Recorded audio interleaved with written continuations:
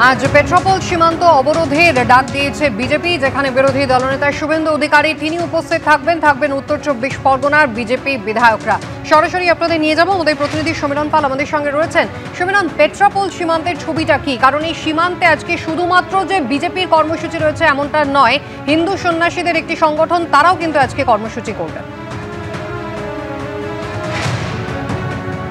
কুসুমিতা, তোমাকে বলি, একটা অরাজনৈতিক বিক্ষোভ কর্মসূচি সনাতনী ঐক্য পরিষদ এবং তার ব্যানারে সেখানে থাকবেন মতুয়া সম্প্রদায়ের মানুষ, ইস্কনের ভক্তরা আসবেন এবং শুধু তাই না, অনেক ভারত সেবাশ্রম সহ বেশ কয়েকটি হিন্দু সংগঠন তারা মিলিত হবেন এবং সেখানে উপস্থিত হবেন রাজ্যের বিরোধী দলনেতা শুভেন্দু অধিকারী।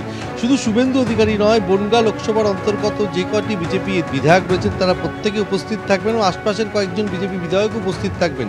বেলা 12টা নাগাদ পেট্রাপোলের কাছে একটি কাঁটার মাঠে সেখানে সভা রয়েছে, বিক্ষোভ সমাবেশ রয়েছে এবং তারপরে সেখানে দুপুর 2টো নাগাদ যেটা জানা যাচ্ছে রাজ্যের বিরোধী দলনেতা এসে পৌঁছবেন এবং অন্যান্য নেতৃত্ব এসে পৌঁছবেন।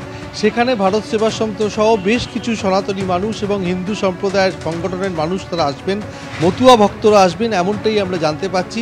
এবং যেহেতু তারা আসবেন, সেখানে বিক্ষোভ সমাবেশ হবে, সেখানে তারা বক্তব্য রাখবেন, তার পাশাপাশি তারা বিক্ষোভ মিছিলও করতে পারেন এবং দীর্ঘক্ষণ অর্থাৎ আজকে দিনভর সেখানে বিক্ষোভ কর্মসূচি রয়েছে। যেহেতু ওপারে বাংলাদেশের বেনাপোল রয়েছে, এই পেট্রাপোল সীমান্তে এসে যে বাংলাদেশে হিন্দু সহ সংখ্যালঘু সম্প্রদায়ের ওপর গত কয়েকদিন ধরে যে অত্যাচার চলছে, সেই অত্যাচারের প্রতিবাদে, সেই অত্যাচার বন্ধের দাবিতে আজকে গর্জে উঠবেন এই হিন্দু সংগঠনগুলো, এমনটা জানা যাচ্ছে।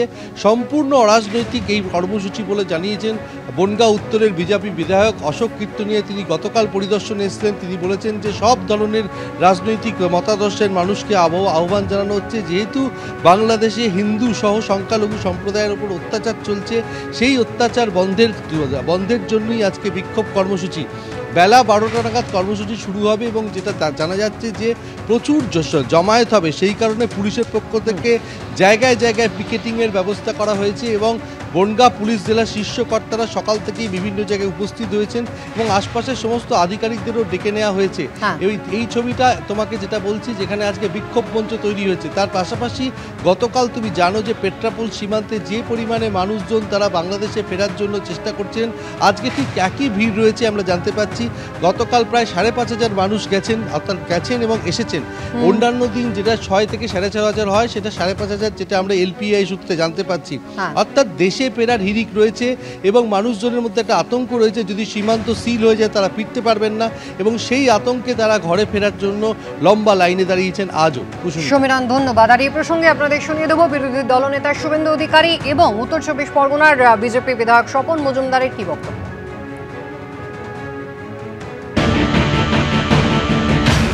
ভিসা 100% স্টপ করুন।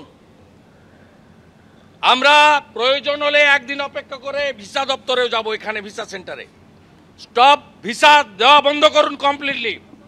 এক্সপোর্ট ইম্পোর্ট পারমিট ইস্যু করা বন্ধ করুন, বাকিটা আমরা বর্ডারে করব সোমবার থেকে। আমাদের ধর্ম আমাদের জাতির উপরে যদি আঘাত করে, সেটা আমরা বসে দেখতে পারি না। তার প্রতিবাদ জানানোর জন্য শুভেন্দু অধিকারী জি আসবেন।